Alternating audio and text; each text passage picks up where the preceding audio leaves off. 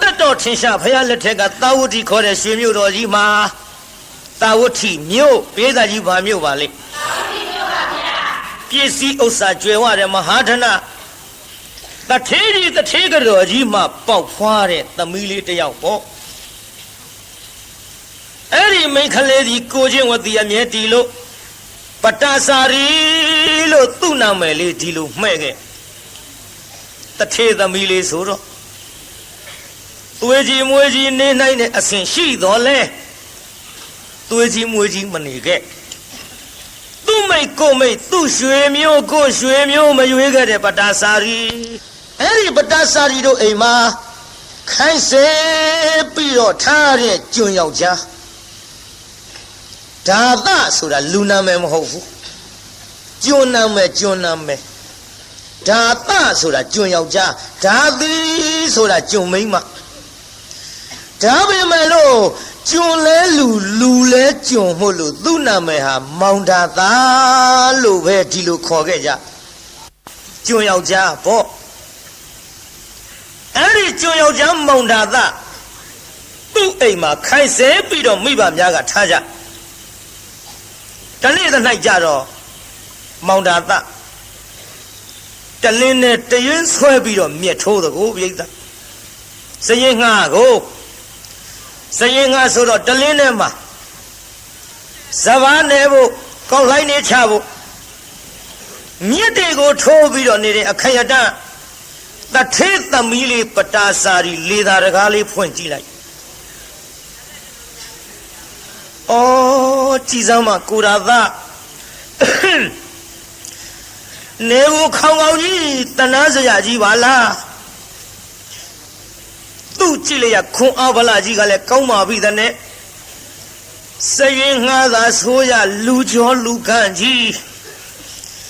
နောက်ဘဝကပုဝေစာကတပုံညာတာဆိုတဲ့ဒါနစက်ကြီးကပြက်ခဲ့ပဲလို့ကိုရတာပစ္စံရှိတဲ့ထေသားဆိုရင်ဘလောက်ထီအောင်လူချစ်လူခင်ပေါ်လိုက်မတော့အမလေးခုတော့ရုပ်ရည်လှသလောက်စရင်ငါဆိုတော့အောက်တန်းကြနေလို့ချစ်သူမရှိခင်သူမရှိဖြစ်နေတဲ့တော်ဘဝကိုဘသူတွေမသနာဖြစ်ပဲလို့ကျုပ်တနာလိုက်လေချင်းကျုပ်တနာလိုက်လေချင်းနဲ့တနာကလေးကမနေဘူးပြိဿသောဟာတော့မှာပြေးသားကြီးတနာရင်ဘာဖြစ်တော့မှာသွားတော့မှာဘယ်နေတော့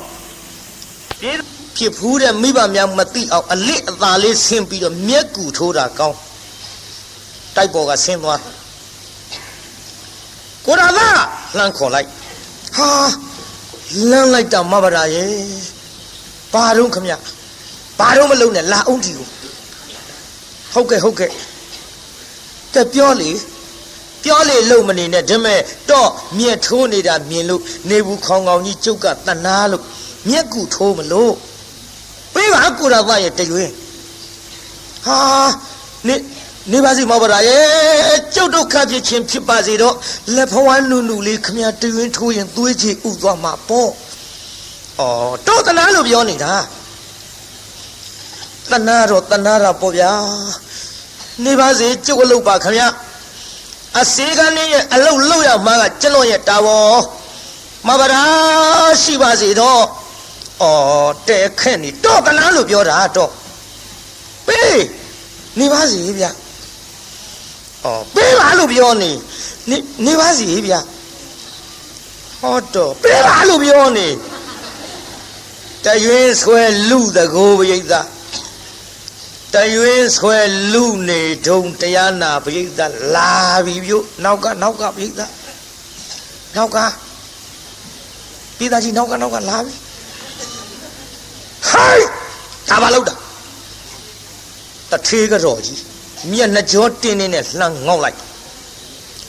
ဟိုင်းဆိုတရွေးဆွဲလူနေရအတလမ်းသွားတထေးကတော့ငေါက်လိုက်တော့သူတို့လက်ထဲကတရွင်းကလေးကအခြေမလှတော့မြေခရှာတာပေါ့တရွင်းကလေးလွတ်ကြပြီးနှစ်ယောက်သမားတရားနာပြိဿတယောက်မျက်နှာတယောက်ကြည့်လိုက်တထေးကတော့ကြီးကြည့်လိုက်ဟေးဒါသာ嘿，咋子？看呀，明白了。好呀，这老面头你的里头着耶。好讲嘛，我带过的，带过的手边咬出来着，不然啥一带过的多，带过要多。哦，没个多大几把位的呢？爸妈来现在咱们好苦，谁敢为手边着爸面也里嘛啦？家人嘛个要家也路了嘛对着。亏一档的出嘛叫拉不的，苦了嘞，谁个要加手边着，吃到今年面打刚来里嘛啦，苦了哒，当面上差不了看来里嘛都照顾就在哪来嘞钱，在哪来嘞钱手边着这样拿不的，没叫到，不准，一点包嘞，这月龙坤们去业务，哦。把大家这个လက်တလုံးလောက်ဟာလေးတွေကမျက်လုံးလေးမတော့တော့သွင်းကြည့်ဟဲ့ဒါသာခင်ဗျာမင်းတာပါလို့ဟာကျွန်တော်မျက်ထိုးနေတယ်လေတော့ဟေးမျက်ထိုးတာပြောတာမဟုတ်ဘူးခင်ဗျာကျွန်တော်နားမလဲပါလားခင်ဗျာမင်းကငါမုံလာဥလုံးမနေပါနဲ့ကွငါမျက်စိအောက်တယ်ငါသမီးနဲ့ဆွဲလာငင်လားနဲ့ဒါကငါမင်းနေတာဟာတော်ရဲ့အဲ့ဒါကျွန်တော်အပြစ်မဟုတ်ပါဘူးခင်ဗျာကျွန်တော်မျက်ထိုးနေတာကိုလေတော်သမီးကတနာလို့တဲ့သူဆွဲလူလို့နေပါစေလို့ကျွန်တော်ကပြောတာမရဘူးသူကဇွတ်လူတယ်ခင်ဗျာ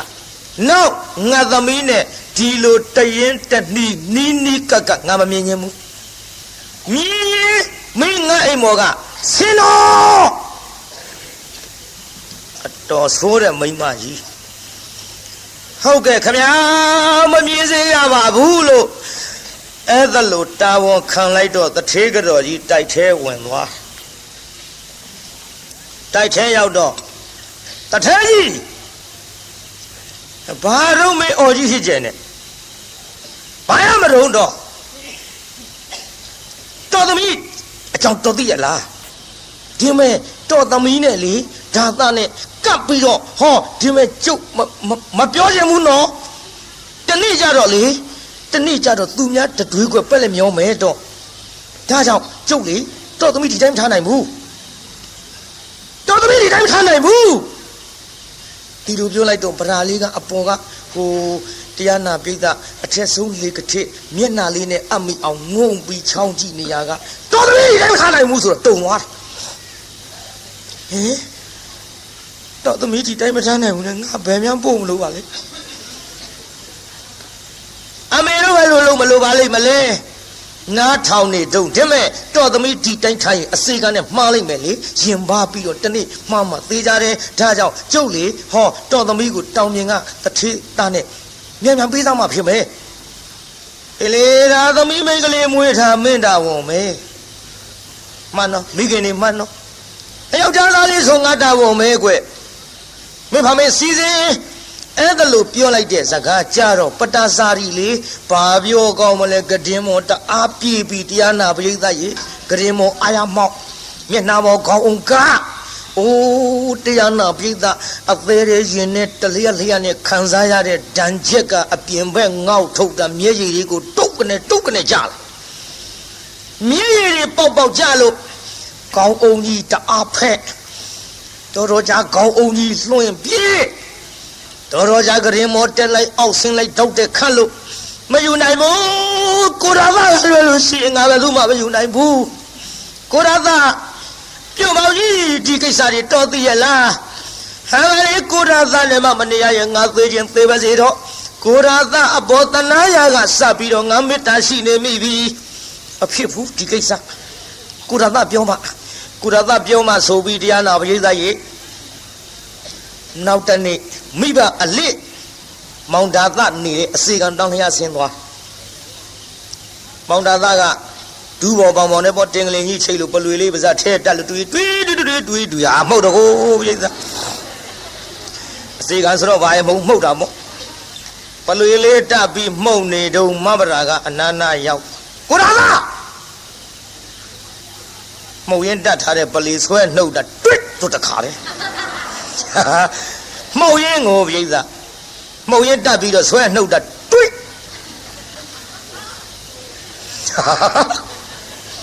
အိမ်ကြမှုတ်ကြည့်ပါလား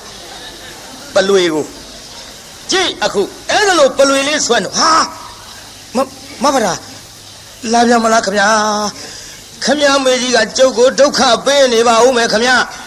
အိုးဒုက္ခပေးကြမလို့ပါဘူးတဲ့အလစ်ကိုဆင်းလာတာဒီမဲ့ကုဒါသာတော့ပြောကြရှိလို့ထားထားမဟုတ်တော့အင်္ဂလိပ်ရှိလို့ဟုတ်ကဲ့ဆိုထားထိုင်လိုက်တော့မဗရာကအနာနာကတ်ထိုင်မောင်နာသားကဟိုဘက်တိုးသွားမေဒီမဲ့ကုဒါသာတို့ကကျုပ်ကိုကြောက်နေသလားမဗရာကြောက်လို့တော့မဟုတ်ပါဘူးခမ ्या မေကြီးလိုက်ကျုပ်ဒုက္ခပေးနေပါဦးမယ်အိုးမပေးပါဘူးဒီမဲ့ကျုပ်ပြောစရာရှိရခတ်သွတ်ပြောမယ်နော်ဟုတ်ကဲ့ကျုပ်ကိုလေအဖေနဲ့အမေတို့ကတော်နဲ့တလင်းနဲ့တရွင်းဆွဲပြီးလူနေစဉ်အခါတုန်းကအဲ့ဒါကိုမြင်သွားတာနဲ့တနေ့ကျတော့အစည်းကန်းနဲ့တထေသမီးရင်ပါပြီးတော့နီးစပ်သွားလိမ့်မယ်ဆိုတာနဲ့အမေကကျုပ်ကိုလေတောင်းမြင်တထေသားနဲ့ပေးစားတော့မလို့တဲ့တော့ဗျာအဲ့ဒါဘာပြုတော့မဗရာရဲ့တော့ဘယ်လိုသဘောရမဗရာဘယ်လိုသဘောရမလဲတထေသားနဲ့တထေသမီးရွှေနဲ့မြနေနဲ့လားတင့်တယ်ပါတယ်မမရဲ့ဒါကြောင့်ဆင်းရဲသားမှမဟုတ်ဖ ೇನೆ တထေသားနဲ့တထေသမီးဆိုတော့တိုက်ကြီးတစ်လုံးကနေနှလုံးရွှေဘုံကြီးပေါ်ဆာရမယ်ဘဝယူလိုက်ပေါ့မဗရာရဲ့ဟောတော့ဒုက္ခပါပဲကြားကြောက်လို့ရှင်ကြီးကိုပို့ဆိုးနေထမရဲ့ဒီမဲ့ကိုရတာကျုပ်ကတထေသားကိုမယူနိုင်ဘူးမဗရာစိတ်ကူးမလွယ်နဲ့မိဘများဆိုတာသားသမီးစင်စီမြင်ရန်နာမြင်နဲ့ခမယူလိုက်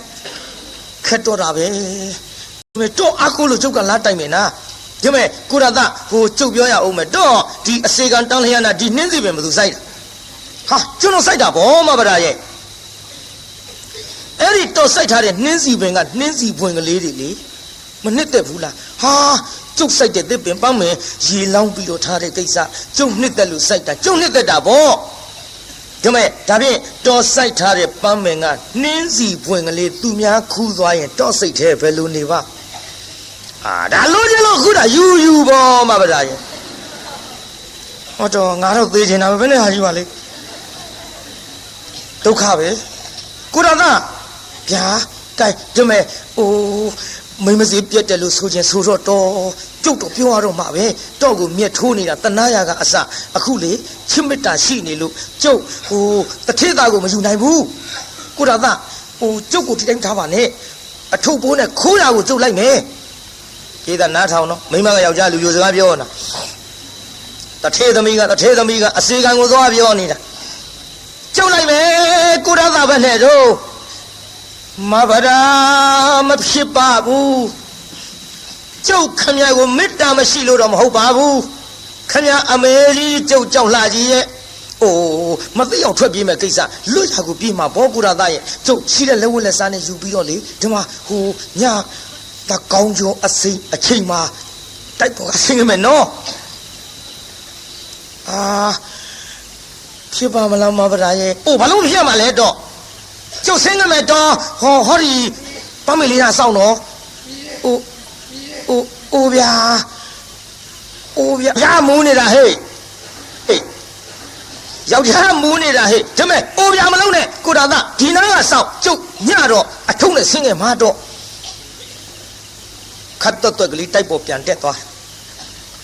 မောင်တာသားစဉ်းစားတယ်ဒါသားညတော့ဆင်းလာတော့မှာငါဘယ်လိုလုပ်ရပါမတုံးဖြစ်မှဖြစ်ပါမလားဗျာဖြစ်ပါမလားဆိုတဲ့မောင်တာသားတကယ်တမ်းဆင်းပြီးလိုက်တော့မယ်ဆိုတော့တရားနာပိဋကကြီးနေဝင်ကလေးကအဲ့ဒီပန်းမယ်ရောက်တာ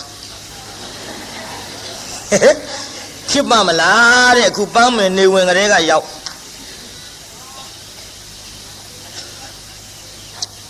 အဆောင်ခိုင်းတဲ့ပန်းမယ်နာကထိုင်ဆောင်အဖြည်းဖြည်းမှောင်းလာမောင်နာသားဆေးဘောလေးကြီးခဲလို့ မောမဗရာလာရင်မြင်ရအောင်ပေါ့လေမီးလေးဖွားဖွားပြမယ်ပေါ့အော်အပြစ်မဲ့မီးဖွားပြတော့လည်းပဲတထေးကြီးကြော်ကြီးမြန်မာဆိုလို့ပစိုးစုံလေးနဲ့မီးဖွားပြပြောင်းမှုပဲဆိုရင်ဒီကောင်ဒုက္ခပဲပစိုးစုံနဲ့မီးဖွားပြတာမြန်မာဆိုလို့လည်းဖွားရတာကိုကြည့်တရားလာပြေးတာအဲ့ဒီတိုင်းစောင့်တကောင်ကျော်အချိန်ကြတော့မဗရာအထုပ်ပိုးနဲ့ဆင်းလာပြုဆင်းလာတော့လေဟေးဟုတ်မဟုတ်ကဲ့လားကိုတော်သားမဗရာပြေးတာရဟိုညဆိုတော့ခိုးပြေးမဲ့ကိစ္စမို့တိုးတိုးတန်ပြောရတယ်ကျုပ်ကတိုးတိုးပြောအားရတာမဟုတ်ဘူးကိုတော်သားမဗရာလာခါတော့ပေါ့မဗရာရေသွားကြဆိုပြီးတော့တယောက်လက်တယောက်ဆွဲပြီးတော့လွတ်ရအဝေးလို့ပြေးလိုက်ကြတာတရားနာပိဋကသာဝုထိနဲ့အတော်ဝေးกว่าတဲ့ဌာနမှာဟောအိမ်ကလေးဆောက်ပြီးတော့နေကြစီတယ်လည်းဝလဲစားလေးတွေနဲ့တဖြည်းဖြည်းတစတော့ဖြစ်သလိုစားကြဒီလိုအတူတကွနေပြီးတော့လာကြဆင်းရပေမဲ့လို့ပစ္စည်းဆင်းရပေမဲ့လို့စိတ်မဆင်းရတဲ့ဇနီးမောင်နှံဒေသကြီးစိတ်ဆင်းရဲရလားပယ်ဆင်းရဲမလို့ပြိတ္တလင်ပြီးသားမရပြီးသားကြဒါတွေလည်းခဏပြောခဲ့လို့တိတ်ချဲ့ထွင်ပြီးပြောမနေရစေနဲ့စိတ်ချမ်းသာတယ်ကိုချစ်သူနဲ့နေရရင်တချို့သချင်းလေးတောင်ရှိကြရွှေဘုံကြီးပေါ်စံကျင်ဘူးတဲ့ဗျတဲအိုအပြက်ကလေးတဲ့မှာတဲ့ကာမတတ္တိတွေပေါ့အဲ့ဒီကဆိုကိုချစ်သူနဲ့နေရရင်ထမရင်တော့ရတော့လဲပျော်တယ်လို့ဆိုသည်မောင်တာသားနဲ့မဗရာရှိရဲ့လက်ဝက်လက်စားလေးစားတော့ပြီးနေလာလိုက်ကြတာတရားနာပိဋကဟောနောက်တူပြောကြစို့တန်ဒီခတော့မောင်တာသားအပါကိုမဗရာကတူလေးကပြောဘယ်လိုပြောတော့ပိဋက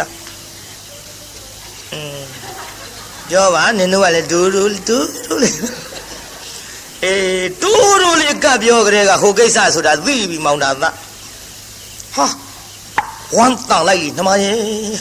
ယောက်ျားလေးဖြစ်ပါစေသားယောက်ျားလေးဖြစ်ပါစေနဲ့မောင်တာသားဆူတောင်းပြီးတော့လာခဲ့နောက်ကြတော့မိဘသားကပြုံးအောင်ရင်မိဘရထံပြန်ပို့ပါတော့သာသမီမွေးဖွားတဲ့ကိစ္စယောက်ျားဖောင်စည်းမိမ့်မမိနေတဲ့မောင်ကြီးရဲ့သူများတွေပြောတာကြုတ်ကြားဘူးတယ်ဒါကြောင့်လေမိဘအရင်မှာခေါ်လုံးပြီးတော့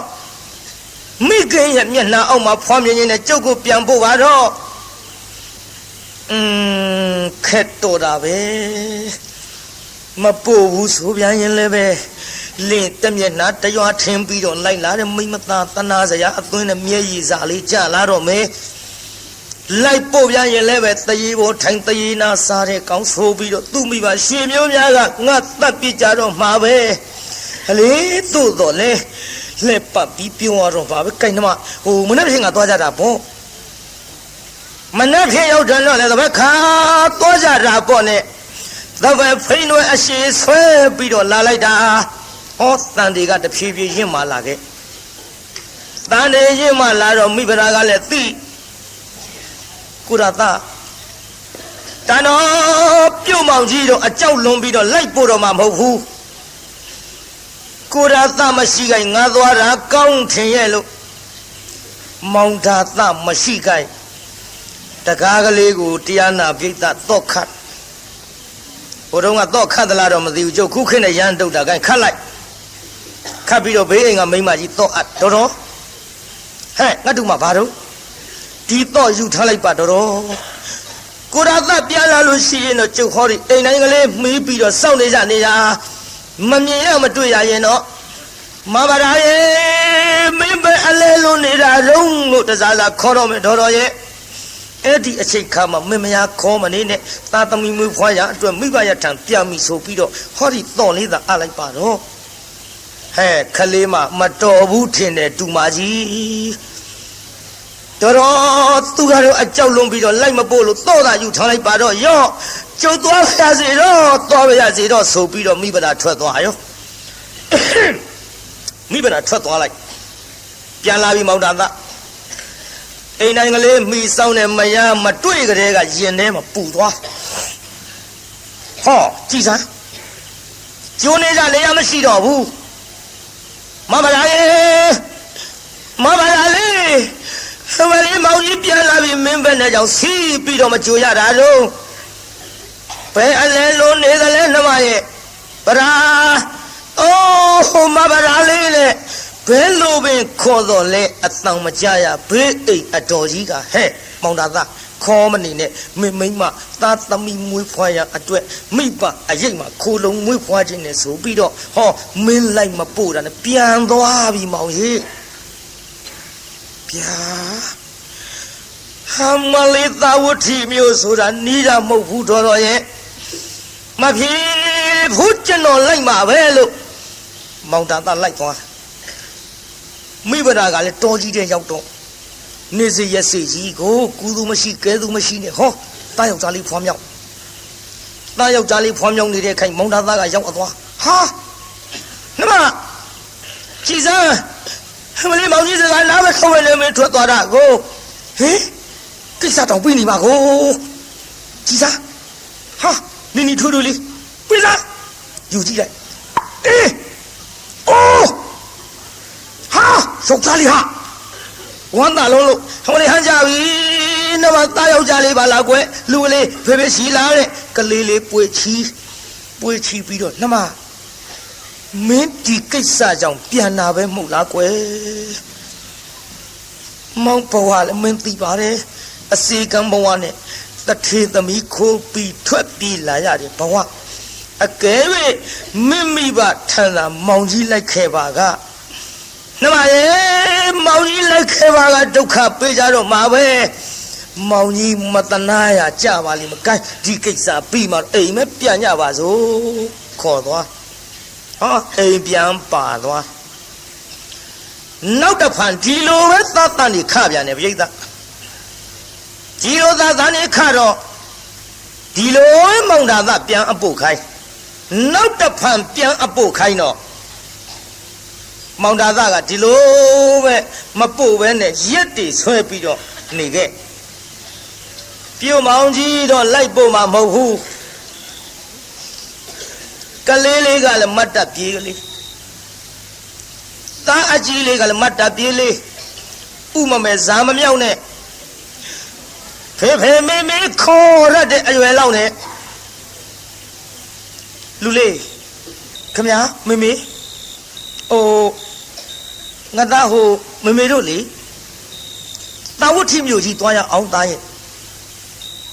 ဟာမေမေကဖေဖေမသိပဲနဲ့အော်ခက်လိုက်တာသားရဲ့ဟိုမင်းဖေဖေကလေလိုက်မပို့ဘူးသားရဲ့ဟာဘာလို့လိုက်မပို့တာလဲဗျအော်မပို့ဆိုငါသားနဲ့အမေကပြောရအောင်အမေကလေအခုတဲပုံလေးနဲ့နေရပြီမယ်လို့ဟိုအမေကတထေးသမီးကွဗျာမမေရဲ့တထေးသမီးဆိုပြီးဘာဖြစ်လို့ဒီတဲပုတ်ကြီးတဲ့နေရတာတော့များဩနေရဆိုလူကလေးရဲ့အမေကတထေးသမီးမင်းအဖေကဆင်းရဲသားစရင်ငါမင်းအဖေကိုမေတ္တာရှိလို့အမေကလိုက်လာတော့မင်းအဖေဆင်းရဲတဲ့သူကိုချစ်မိတော့အမေလည်းဆင်းရဲတာပေါ့ဟာခမကြီးတော်အားတဲ့မိန်းမကြီးပစ္စမရှိတဲ့လူကြီးယူလို့ဆင်းရဲတာကိုဗျအိုးလူလေးကိုဖေဖေကိုဒီလိုပြောရဘူးလေသားရဲ့ဆင်းရဲပြီမဲ့လို့မင်းအဖေသားရဲ့ဒါကြောင့်လေဟောငါသားခုဆင်းရဲပြီမဲ့လို့တာဝတိမျိုးကြီးရောက်တဲ့ချိန်ခါမှာ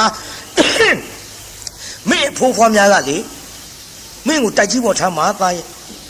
ပြီးတော့ဆင်းရုပ်လေးတွေမြေုပ်လေးတွေလည်းဝဲပေးလိုက်မယ်သားရဲ့ငါသားအဝတ်စားလှလှပပလေးတွေလည်းဆင်းလိုက်မယ်ဒါကြောင့်သားဟိုမင်းအဖေပြန်လာရင်လိုက်ပို့မှာမဟုတ်လို့အဖိုးဖွားများထံရောက်အောင်ငါသားလိုက်မယ်နော်ဗျာမေမေဆင်းရုံမြင့်ရုံလေးတွေဝယ်ပေးမှာဟုတ်လားအေးလေဝယ်ပေးမှာဘောသားရဲ့တိုက်ကြီးပေါ်လဲငါသားကြီးပျော်ပျော်ကြီးနေရမှာဒါဖြင့်သွားမယ်ကျွန်တော်လိုက်မယ်မေမေရဲ့လို့ဆိုတော့ကိုင်းကလေးလေးနှူးနှပ်ပြီးခေါ်သွားတော့အထုပ်ကလေးခေါင်းမောတင်းလို့တကားလေးပိတ်ကလေးလေးလက်ကဆွဲလို့လူလေးအမေထုတ်ပေးငါသားကိုအမေညောင်းတဲ့ခါလဲချီမပေါ့တခါလည်းငါသားကချီချင်းလျှောက်အောင်နော် အမေမလဲမင်းရဲ့ညီလေးလားမသိနှမလေးလားမသိနှစ်ကိုတသက်ကြီးမို့သားရဲ့သွားကြစို့ဆိုပြီးတော့ဘေးအိမ်အတော်ကြီးတော့အပ်ပြီးအရင်တစ်ပတ်လိုပဲထွက်ပြန်တယ်ကိုပြိဿအဲ့ဒီလိုထွက်သွားလိုက်တာတော်ကြီးတဲ့ရောက်သူ့ကုသိုလ်ကံကဆိုခြင်းတော့ကံစိုးမှာသွားရမိုးလိုက်လို့ရွာဆိုတဲ့ကဲ့သို့ဟောစနေတော့ရခန်းကနဂါးကိုဂလုံးဖမ်းသလိုလေနီချမ်းကြီးထားလာလေနီချမ်းကြီးထားလာတော့မိဘရာတောကြီးတဲ့မှာတယောက်တည်းကုသူမရှိကဲသူမရှိနဲ့ကံမစလေးကနှင်တော့လူလေးမမေငါသားတီနာခဏနေအောင်နော်မမေလေးမမေဝင်းထဲကနာလာပြီသားရဲ့ဟုတ်ကဲ့သားရဲ့မင်းကြီးမလေးလားနှမလေးလားမသိမွေးဖွားရအချိန်ကြပြီနဲ့တူတယ်သားရဲ့အမေမျက်စီတွေတောင်ကြည့်မကောင်းဘူးသားရဲ့ငါသားတီနာနေအောင်နော်ဟုတ်ကဲ့မမေကြာကြာကြီးမနေနဲ့နော်ကြောက်ကြောက်တယ်ဗျာအေးခဏလေးပါသားရဲ့နော်ငါသားတီနာနေရင်အထုံနဲ့ကလေးထားပစ်ခဲ့ထားပစ်ခဲ့ပြီးခြုံစာကလေးနာရောက်တော့ဟောသားယောက်ျားလေးဖွားမြောက်ပြန်ပြီပြုသားယောက်ျားလေးဖွားမြောက်ပြီးတော့မိုးတွေကလည်းတအားရွာချလိုက်တာပြိဿသားမိ၃ယောက်ဒုက္ခဖြစ်လို့အောက်ကလက်သီးစုပ်လောက်ကြောက်ခဲလေးတွေခင်းအဲ့ဒီပေါ်ထုတ်ကလေးတွေတင်းလို့အဲ့ဒီပေါ်အဝေကလေးထားသားငယ်ကလေးအဲ့ဒီပေါ်သိမ့်သူ့ခန္ဓာကိုယ်ကိုတော့လေးပဲထောက်လို့ချီမိုးပေးတဲ့ပမာဏသားငယ်ကလေးမိုးမရွှဲရလေအောင်သားကြီးလေးကလည်းအထုပ်ကြီးကောင်းမော်တင်လို့ပဲလုံလိုက်မတုံးပိဋကအဝတ်ထုတ်ဆိုတော့ရှိသမျှရေတွေကတစိမ့်စိမ့်ခေါင်းဘောကစီကြနှခမ်းလေးများမွဲချမ်းရှာလွန်းလို့သားရဲ့မေတို့ဒုက္ခဖြစ်ပြီးသားရဲ့မောင်ကြီးရဲ့ပြုတ်မောင်ကြီးကိုထားသားအဘိမောင်ကြီးစကားကိုနာမထောင်လို့ကျွတ်တို့ဒုက္ခရောက်ပြီးမောင်ကြီးရဲ့နဲ့ခိုက်ခိုက်တုံးလို့တမ်းပြီး၃ယောက်စလုံးချမ်းသာရှာလုံးလို့ဒီထဲမောင်သားသားကလည်းတိုးစီတွေကပြန်အလားဟာကြည်စားမရှိပြန်ဘူးအိမ်လကားကြီးလည်းတော့ခတ်ထားပါဘောလားတန်တော်သွားပြန်ပြီနဲ့တူရဲ့သွားပြန်ပြီနဲ့တူရဲ့လမ်းဒုက္ခဖြစ်ကြတော့နဲ့ဒုက္ခဖြစ်တော့မထင်နဲ့တော်ရဲ့ကြည်စားပါဗျာဟိုစနေတော့ရခန်းကနဂါးကိုကလုံးဖမ်းသလိုဟံဝလေးလေးဒီကြီးကလည်းထလာပြီမိုးတွေကလည်းမဲလာပြီဗလာရဲ့မင်းတို့သားမီး၃ယောက်လမ်းနေဒုက္ခရောက်ကြတော့မှပဲမောင်ကြီးမနေဘူးလိုက်မယ်ဆိုပြီးတော့ဟောဓမ္မလေးခါထိုးပြီးတော့လိုက်သွားလိုက်တာကြည်မြင်ကွင်းမလှအောင်ဟာလူလေးဖေဖေပလီငါသားနှခမ်းနေမြောက်မဲလို့ချမ်းလာပြီဟုတ်ကဲ့ဖေဖေ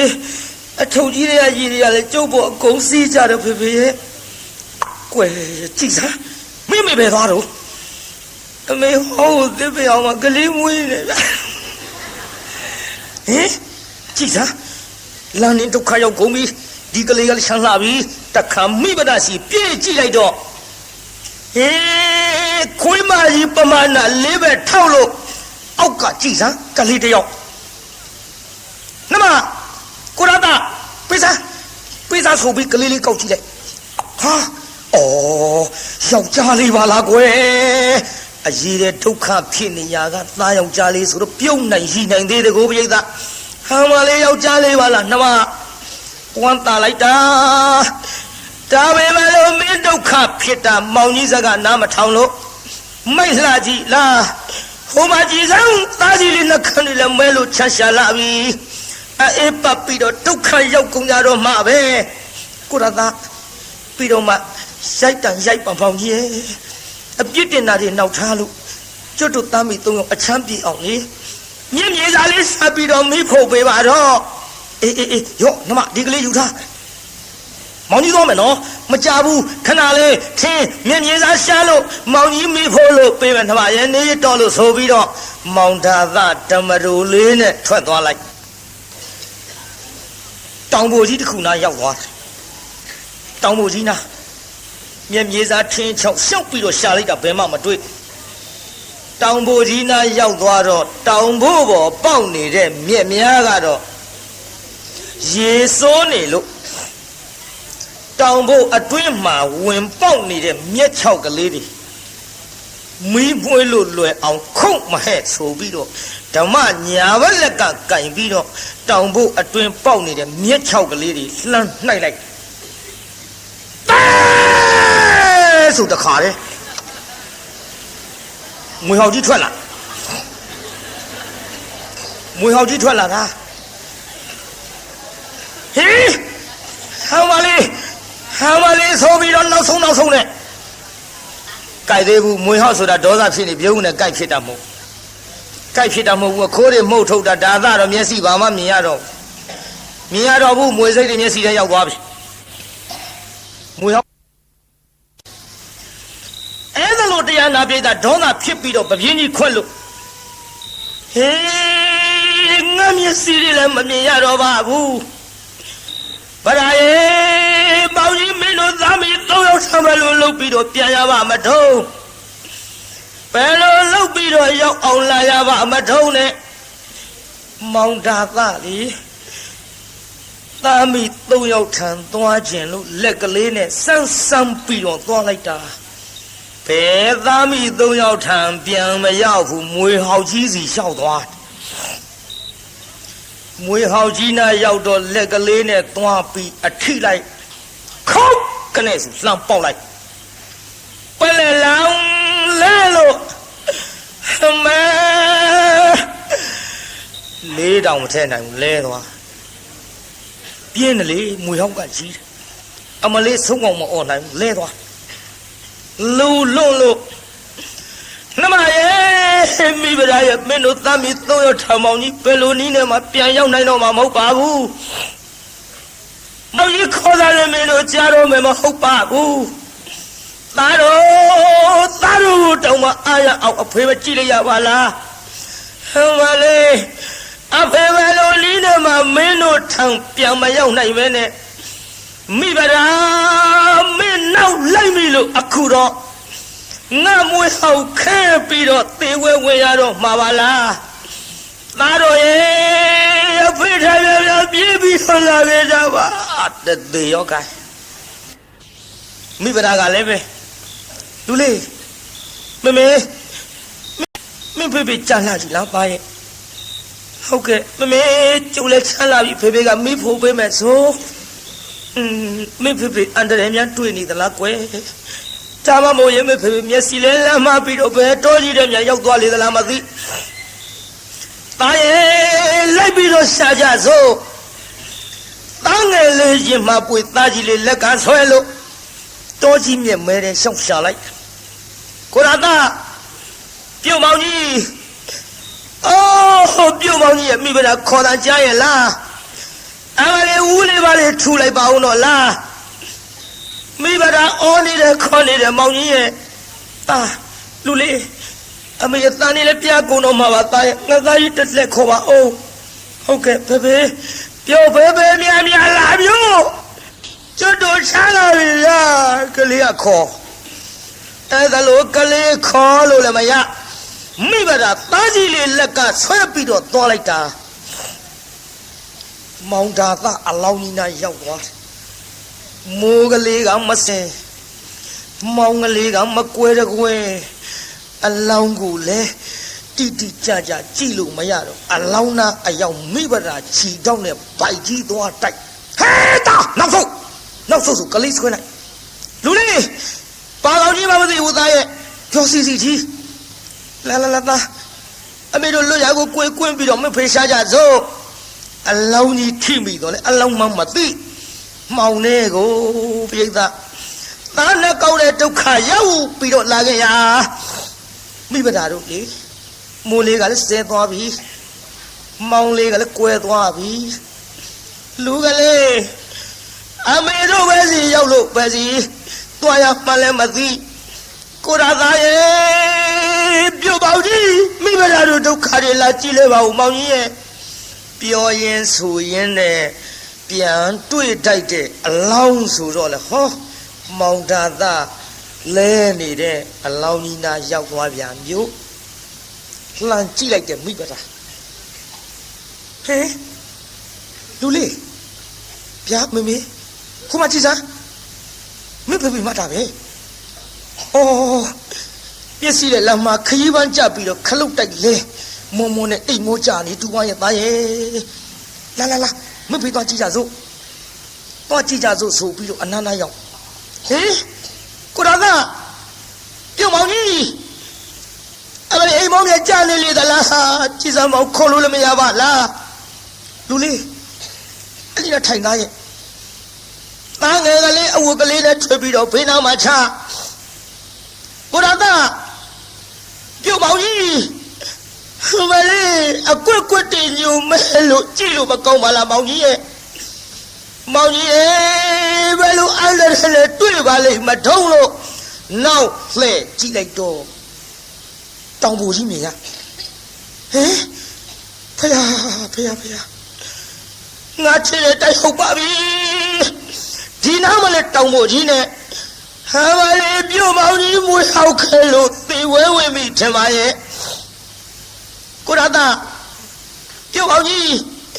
မိမရာခေါ်နေတဲ့ထူပါအောင်တော့လားမောင်ကြီးရဲ့မျက်နှာလေးလှမ်းကြည့်လိုက်တော့အိုးမျက်စိတွေကလည်းကွက်မဲပြီးတော့အမလေးမွေးစိတ်တွေတူပါရဲ့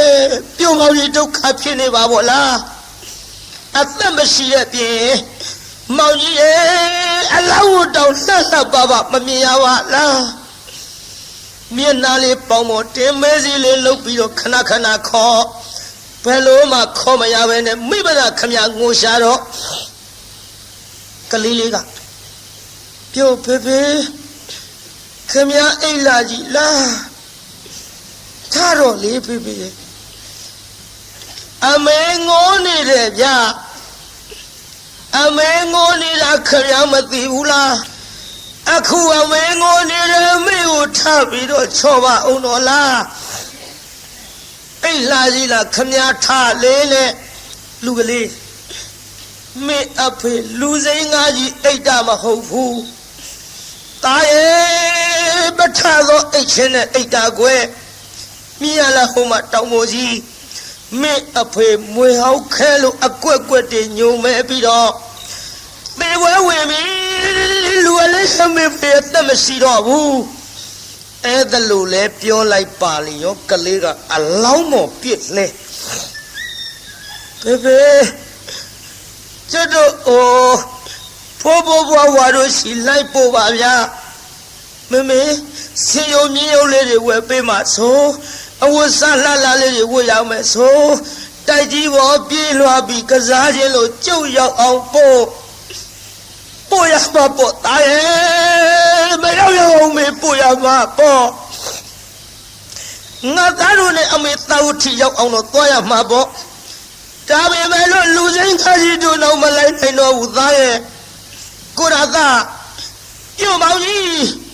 အမလေးမိဘတော်ဘယ်လိုလုပ်ပြီးတော့ဖြေရပါမတော့ဒါကလေးမကြခဏပြင်မရနာကြွရပါဘောမိဘအလှမဘဝင်နေခုံလာကြီးရဲ့ရေတုံးကမော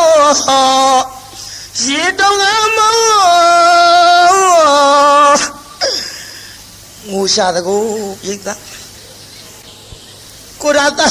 ကျုပ်ပဲလို့လုပ်ပြီးတော့ဖြေရပါမတော့မောင်ကြီးရဲ့မောင်ကြီးနေရခဲ့ပြီးတော့ဟောဒီတောကြီးတောင်ကြီးတဲ့တယောက်ထဲလူကလေးဒီလိုငိုနေကြလို့မပြီးဘူးမိခေဖေကိုတစ်ခက်ကလေးတွေချိုးအုပ်သားရဲ့ကလေးကတစ်ကိုင်းလေးတွေချိုးလာတစ်ခက်ကလေးတွေအုပ်နောက်မိဗလာကမျက်နှာပဝါလေးလွှမ်းလို့ပြုံမောင်ကြီးရဲ့နေရခဲ့ပြီးတော့ဟောဒီတောကြီးတောင်ကြီးတဲ့တယောက်ထဲနေခဲ့ပြီးတော့ဟောရွှေစုမျိုးစုတို့ရဲ့ထံပြန်ရောက်တော့ကမှတော့အလောင်းကျုပ်လာပြီးတော့လှပတင်းကျုံမဲ့မောင်ကြီးရဲ့လို့မခွဲခြင်းမနဲ့ခွဲလို့ထံရောက်မှထားအမလေးနေရခဲ့ပြီးတော့မိဗလာတို့သွားပြီးမောင်ကြီးရဲ့လို့အလောင်းကြီးမခွဲခြင်းမနဲ့ခွဲလို့ဟောသားကြီးလေးလက်ဆွဲသားငယ်လေးရင်မှာပွေပြီးတော့သာဝဋ္ဌိကိုမှန်းပြီးတော့လှမ်းခဲ့ရပါပြီပြိဿ ကုသိုလ်ကံကဆိုးကျင်တော့ချောင်းငယ်လေးတစ်ခုသွားတွေ့ချောင်းကလည်းတရားနာပြည်တော်မှိုက်တရောထိုက်တရောအကုန်လုံးမျောပြီးတော့ရေစည်းကတန်မာပြီတဲ့မောစရာကြုံမြန်မှာပေါ့လားလူလေးအိုအမေလေးငါသားတို့နှစ်ယောက်ကိုဟိုဘက်တခါတည်းမပို့နိုင်ဘူးသားရဲ့ဟုတ်ကဲ့မေမေဘယ်လိုလုပ်မလဲ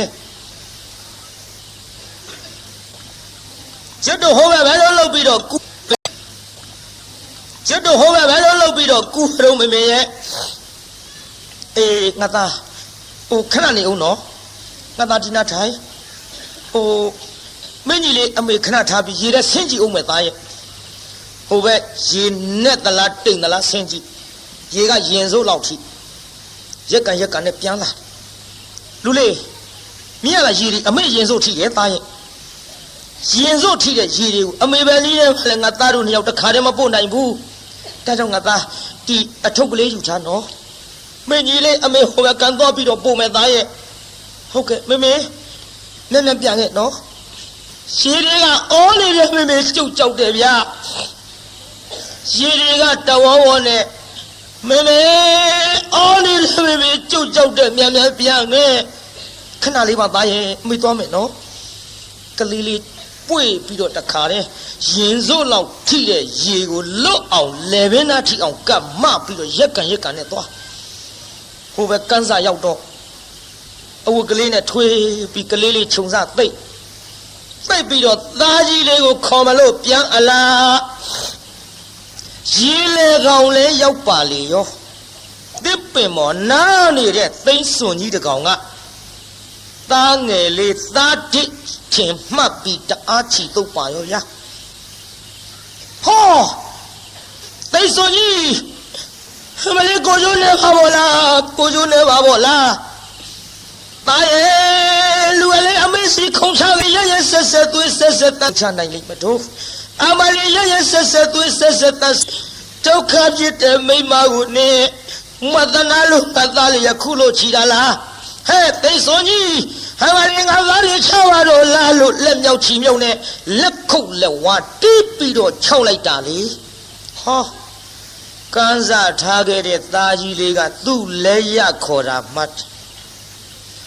သိစွန်6တာလက်ရခေါ်တာမှတ်ပြီးတော့ဟုတ်ကဲ့မမေကျုပ်လာခဲ့မေဗျာနဲ့အိုးအထုပ်ကလေးကောင်းမွန်ရွက်ပြီးဆင်းရောဗျို့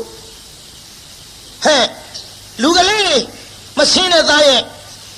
အမလေးအမေရင်စိုးထိတဲ့ရေမင်းပဲလို့လုပ်ပြီးတော့မိပါမတော့သားရဲ့မင်းကိုအမေခေါ်တာမဟုတ်ဘူးသိစွန်ကို6တာသားအမလေးမဆင်းနဲ့မလာနဲ့လူကလေးရဲ့လို့ပြောမရတော့ရေကိုရင်နဲ့ဖိပြီးတအားကူလိုက်တာဟောသားအကြည်မြုပ်ပြီးအထုပ်သာတွေ့လိုက်ရပါဗျာခွေရိုင်းလို့ရေတွေကမနေတဲ့ဟိုဘက်ကန်းစာရောက်တော့ကိုရာသားရဲ့ပြုတ်ပေါကြီးတော်သားတွေမှာအပါခေါ်သလားမောင်ကြီးရဲ့ဟိုမလေးကြည်စားဟာအိုးကိုတယောက်ထဲသေးရွာကိုမသွားပဲနဲ့တော်သားတွေတော်ချစ်လို့ခေါ်သလားဟောဒီဒုက္ခကောင်ပါကြီးပါအပါခေါ်ပြုတ်ပေါကြီးကျုပ်လည်းမနေရခဲ့ပါစေနဲ့မလေးကျုပ်ဒုက္ခဖြစ်ပါဝလားမောင်ကြီးရဲ့မလေးအမေရဲ့ချမ်းခွဲပြီးတော့သေရကြီးရဲ့အလေးနဲ့ကန်းစားမှာတရားနာပြိဿငိုးနေတုံပြုံးမနဲ့ဟောအဖိုးကြီးတယောက်ရောက်လာဟေးဟဲ့ခလေးမ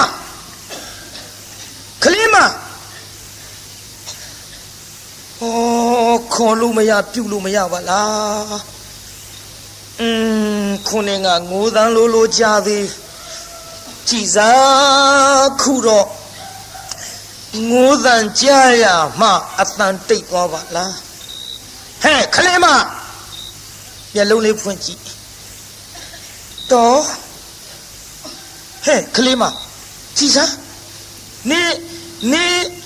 ဟောကျုပ်ကိုသိသလားတော့အေးငါစဉ်းစားနေတာဟဲ့နင်ဗရမ်းမဟုတ်လားဟုတ်ပါပြီတော့အဖေကျုံမိဗရပါဖေရဲ့ နင်းကြည့်ရခန္ဓာကိုယ်မတောင့်မပြတ်နဲ့နင်းပဲလို့ဖြစ်လာတယ်လေသမီးဖေရင်မဟုတ်ဘူးနော်သမီးရွယ်သမီးခွန်ကြတယ်ဟိုတုန်းကဖေ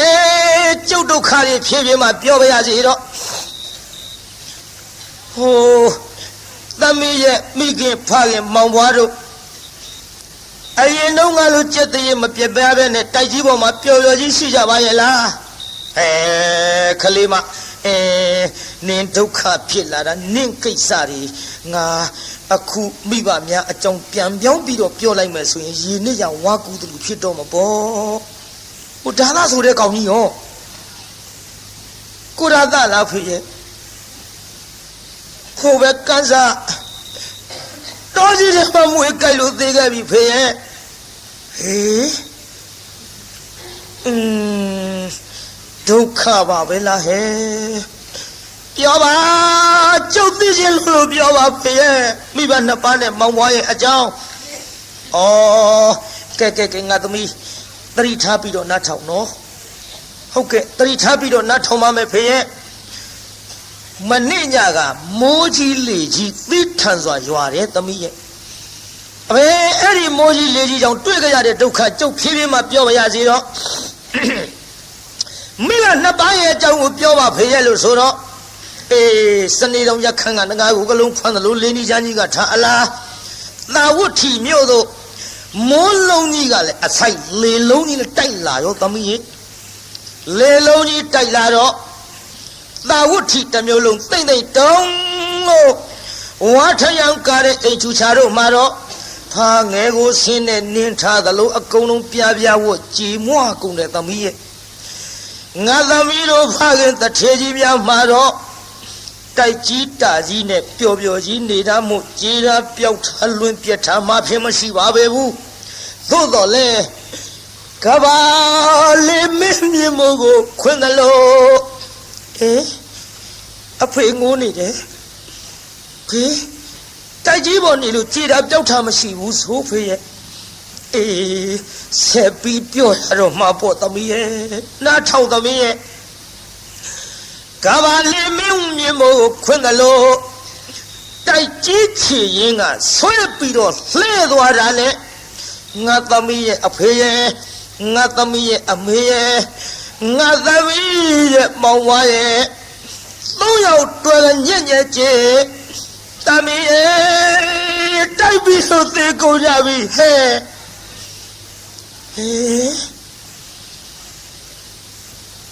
တေကုန်ကြပြီအားလည်းဖေတို့မရှိတော့ဘူးသေကုန်ကြပြီလားဖေရဲ့သမီးလေးပြောရင်ဆိုရင်လစ်သွားပြီတတိလစ်သွားပြီတတိလစ်သွားတော့ဟာဖယားငါပြောမိတာဒုက္ခများကုန်ပြီနဲ့တူရဲ့ဟဲ့ကလေးမဗရာသမီးနဲ့မွေးစီလေးလှုပ်ခေါ်လိုက်မျက်လုံးလေးပွင့်လာတော့ပြုံးဗရာပြုံးလာပြီပြိဿသမီးဘာသမီးတို့ကိုဒါသာသမီးဖေနော်ဖေသမီးရဲ့ဘာဖေတို့လူကမွေကိုက်သေးဘယ်ငါမွေကိုက်မှာတော့သမီးဘာဒီလျှောက်ပြောနေတာတို့ဟောအဖေသိခမ်းပါဖေကျုပ်ပါလေပြောမိတော့ဖေရဲ့ကျုပ်မိဘမောင်ဘွားတိုက်ပြီလို့သေုံနေမှာကအာမလေးကိုရသာဟိုပဲကန်းစားမွေးကြိုက်လို့သေခဲ့ပြီဖေရဲ့ကိုရသာနဲ့သားနှစ်ယောက်ရတယ်ဖေရဲ့ဒါတော့သေတာထားဖို့ကလေးနှစ်ယောက်ပဲပြစ်ထားခဲ့တော့ဟဲ့ကလေးမပြစ်မထားခဲ့ပါဘူးဖေရဲ့သူ့အကြောင်းနဲ့သူနေရခဲ့ကြပြီဖေရဲ့မိဘရာကုသိုလ်ကံဆိုလို့ဟောဒီကံစားကိုကူးပြီးတော့တန်ငယ်လေးကိုခြုံစားသိသားကြီးလေးကိုပြန်အခေါ်သိစွန်ကသားငယ်ကိုတုပ်လို့လက်ရပြီး၆တော့သားကြီးလေးကသူ့ခေါ်တဲ့မှတ်ပြီးတော့ရေတဲ့ဆင်းအဖေ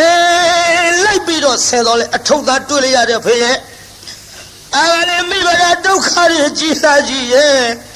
ဟဲ့တပီသတိထားငါသမီးတဏှာကြီးရဲ့တားကြောင့်နဲ့ငါမပြောရှင်ပါဘူးလို့ပြောရဲ့သားနဲ့သတိထားသမီး တရိထားဆိုဝီဒီမရပါဘူးနောက်တစ်ခါကြီးတစ်လှည့်နဲ့ပြုံးလာပြန်ပြီဟင်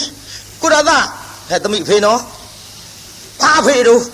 တော့အသက်ကြီးနှုတ်ခမ်းမွေးတွေပေါက်လို့ပြုတ်ထုတ်တာဆွဲနှုတ်ဟာကလေးမနားလိုက်တာသမီးရဲ့သမီးတရိထားဟင်ဖေဒီခမ်းမဖေဒီခမ်းမဖေကျုပ်နောက်တစ်ခါကြည့်တဲ့လေအဖေမသိကြရဒီဒုက္ခတွေကျုပ်အေးမဲ့မဟုတ်ပါဘူးဖေရဲ့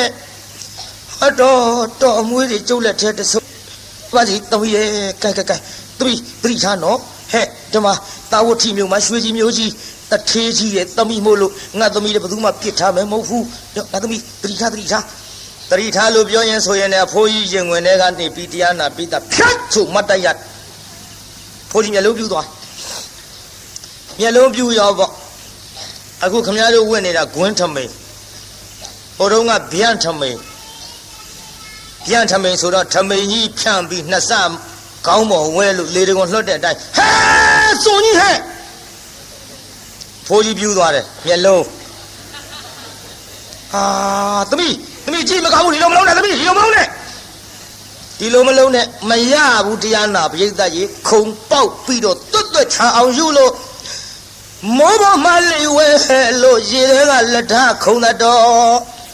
တတိကလေးရတဲ့ခါတိုင်းတားလျောက်လည်းသေးခဲ့ပြီလင်းလည်းသေးခဲ့ပြီဖေမေမောင်ဝါလည်းသေးခဲ့ပြီကျုပ်တနေတဲ့6လုံးပြည့်လေရတဲ့မိမကြီးမို့လင်းလည်းမရှိအခွေလည်းအမေမရှိလို့ကျုပ်ကိုတနာတဲ့ကြည်စံဝေးကြပါတော့ပေးကြပါတော့လို့ဒီလိုငိုရင်ရိုးရင်နဲ့ကျွတ်ချိန်တန်လို့ထင်တရားနာပြိဿဟောမြတ်စွာဘုရားတရားဝဲကြီးနာရောက်သွားပြီပြုတရားဝဲကြီးနာရောက်တော့ပဓာတတိလေးလည်းရလာအော်ပဓာနဲ့ကျွတ်ခွင့်ကြုံမီနဲ့တူရဲ့သုံးလောကထွတ်ထားတပ်ပြညုမြတ်စွာဘုရားတရားဝဲကြီးနဲ့တူရဲ့ငါတရားနာမှာပဲနဲ့ပိဋကအစွန်ရောက်သွားပိဋအစွန်ရောက်သွားတော့ပိဋကဟဲ့အယူမတော့မလာနဲ့ငေါ့ထုတ်တော့မဟုတ်ပါဘူးတော့ကျုပ်ငေါ့ကြပါနဲ့ကျုပ်မရိုက်ကြပါနဲ့မမှန်ကြပါနဲ့ကျုပ်ဟိုတရားနာခြင်းလို့တော့အေးထိုင်တရားနာဒီနာထိုင်နာမဟုတ်ဘူးကျုပ်ဘုရားဖူးခြင်းလို့တော့အေးဘုရားဖူးခြင်းကဲထိုင်ဒီနာထိုင်ဖူးမဟုတ်ဘူးတော့ကျုပ်ဘုရားနာသွားဖူးခြင်းလို့ဒီဟာကြီးတော့လို့ရမလားလို့ဘာမှပါပဲနဲ့ဒုက္ခပါပဲကွာဟဲ့ကောင်ဆွဲထုတ်စမ်းဆိုငေါ့ထုတ်တော့မြတ်စွာဘုရားတပည့်တော်မှာဘုရားကိုယ်တော်မြတ်ကြီးရှိအပသို့ကပ်ပြီးမဖူးရဘူးတရားမနာရဘူးတဲ့ဗျာ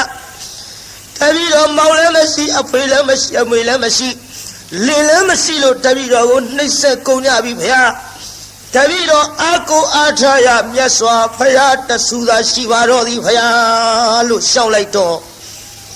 ဟဲ့ခြေသားခြေသမီးတို့မနှင်းညာနဲ့အသားလေးဝင်မစေလာပါစေဟဲ့လို့ဟောဘုရားကိုယ်တော်မြတ်ခွင့်ပြုခိုင်းလိုက်တော့မှလမ်းကလေးပွင့်သွားအဲ့ထက်စွတ်တိုးဝင်ဖိုးကြီးတွေဝင်တိုက်ဟာခေါင်းမလေးဘယ်နဲ့ငါခွာတိုက်ဖိုးကြီးကိုယ်ကာယနဲ့တချို့ဖွားကြီးတွေသူတိုက်လှည့်ပြခဲ့တာဟာတော့အမလေးကဲရင်တော့မလေးငါကျွမ်းကြည့်ကြတော့မအောင်ငယ်အဖွားကြီးတွေလည်းလဲနေရဲ့ဒီလိုနဲ့တိုးခွေပြီးဝင်သွားလိုက်တာပြိဿဟောဖျားပိုင်ရောက်ဒူးလေးတုတ်မြတ်စွာဘုရားတပည့်တော်မှာဒုက္ခကြီးကြတော်မူပါဗျာတပည့်တော်6လုံးပြည့်လျရတဲ့မိမပါဖျားလို့ဖျားလျှောက်တော့ဟဲ့ခြေသမီးသတိထားလို့အနမတက်ကသံဃာကစလို့ဒီကဲ့သို့အဖေသေးလို့အမေသေးလို့လင်းသေးလို့သားသေးလို့ရွှေရည်မျိုးတွေသေးလို့ငိုခဲ့ရတဲ့မျက်ရည်တွေစုထားရင်မဟာသမုဒ္ဒရာ၄စင်းမကတော့ဘူးဟဲ့ဒီလိုဖိုးသေးဝါသေးရိုးတွေတောင်းနေပုံလို့ဆိုတာလို့ခြေသမီးသတိထားဒီကဲ့သို့လင်းနေသားတွေသေးလို့ဘဝတိုင်းငိုခဲ့ရတဲ့မျက်ရည်စုထားမယ်ဆိုရင်ဖြင့်ဟဲ့ခြေသမီးမဟာသမုဒ္ဒရာ၄စင်းမြမကတော့ဘူးဘယ်နဲ့ကြောင့်သတိမေ့လျော်နေပြီတနည်းလို့မြတ်စွာဘုရားကိုယ်တော်မြတ်ကြီးကဟော မဟာသမုဒ္ဒရေသူဇလံပရိတကံတရောဘုံအတုဇလံအနဘကံဒုက္ခေနဟာဘုထသနရတသောစတောကေဟိကရဏသောကဝတပမစ္စတိလို့အဲ့ဒီအနောက်မတက်ကဒေသနာပြလိုက်တာတရားနာပြိဿဆေးကျက်မိတဲ့လူနာထထိုင်နိုင်သလိုဟောတရားနာပြိဿဒိဋ္ဌိနဲ့ဝိစီကိစ္စကွာလို့ပတ္တာစာရီသောတာပန်ဖြစ်ပြီးတဲ့နောက်ယဟန်ပြုခွင့်တောင်းယဟန်ပြုခွင့်တောင်းတော့မှဘိက္ခုနီမှာကြောင်းလို့ရောက်ဘိက္ခုနီမှာဘဝနဲ့ဆွမ်းကန်ကြွရကအပြန်ကြောင်းရောက်တော့ကြောက်ဖြာပေါ်မှာကျွတ်တူခြေကလေးတင်ပြီးတော့ရေဆေးတကိုးပြိဿဥရဲကရေကလေးခတ်လိုက်ဥရဲရေမရှိတာသူသိမခတ်ခင်ကမရှိတာမဟုတ်ဘူးခတ်လို့ခွက်ထဲပါလာတဲ့ရေလေးကအိုးထဲမရှိဘူးခွက်ထဲပါလာဒါညံကလေးနဲ့ကြည့်ခွက်ထဲကရေလောင်းချလိုက်တော့ခြေပမိုးပေါ်ခွက်ထဲမရှိပြန်ခြေပမိုးပေါ်ကကြောက်ဖြာပေါ်စီးကြခြေပမိုးပေါ်မရှိပြန်ဘူးကြောက်ဖြာပေါ်ကြပြန်တော့မြေကြီးပေါ်မြေကြီးပေါ်ရောက်တော့လေရေအကွက်ကလေးသာထင်ပြီးပျောက်သွားတာကိုညံကလေးနဲ့အိုးရဲကရေခွက်ထဲမှာပြောင်းသွားပြီခွက်ထဲကရေခြေပမိုးပေါ်မှာခြေပမိုးပေါ်ကရေကြောက်ဖြာပေါ်မှာကြောက်ဖြာပေါ်ကရေမြေကြီးပေါ်မှာမြေကြီးပေါ်ကြပြန်တော့လေတန်ရွေ့ရွေ့နဲ့စိမ့်ပြီးတော့ပျောက်သွားတော့အကွက်ကလေးသာထင်လိုက်ရသဖြင့်အနိစ္စပါတကားလို့နောက်တစ်ခါထပ်လောင်းပြန်တော့ရှေ့တဆင်တိုးပြောင်းနောက်တစ်ခါထပ်လောင်းရှေ့တဆင်တိုးပြောင်းသွားတာမြင်လိုက်တော့အနိစ္စသတ္တဝါတွေဒီဟောဒီရေခွက်ပမာဏတရွေ့နဲ့ရွေလျောပြီးတော့သေခြင်းနဲ့အဆုံးသတ်လို့တန်တရားမှာခြားကြလေပြီးတော့ဇာတိမပြတ်သမျှဒီဒုက္ခတွေအေးနိုင်ကြပါဘူးလို့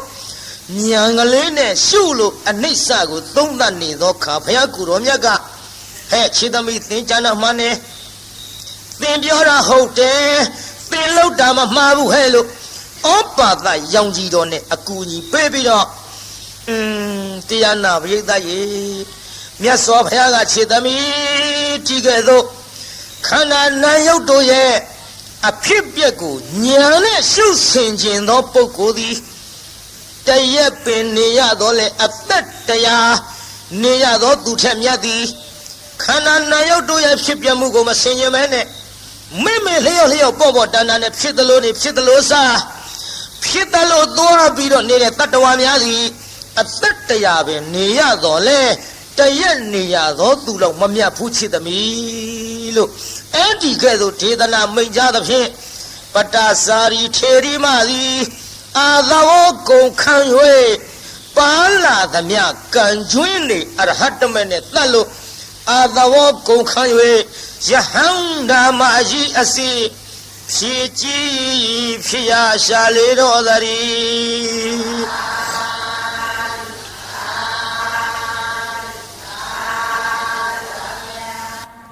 ယဟန္တာမကြီးဖြစ်ပြီးတဲ့နောက်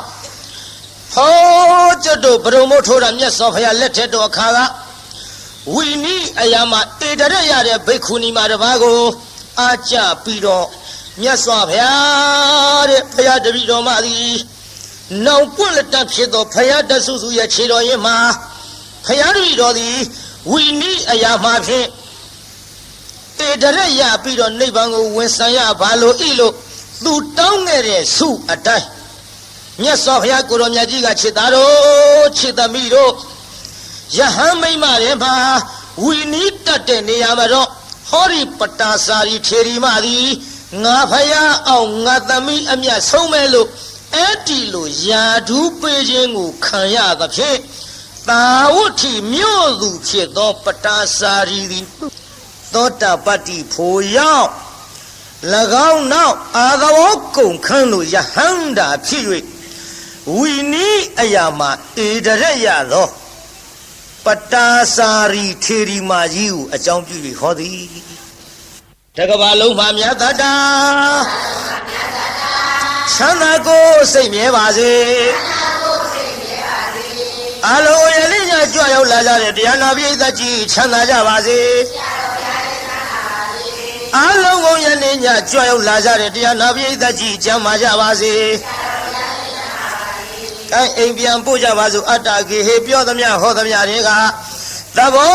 မကြပဲအပြစ်တွေကြလည်းရှိရင်နေဖုံ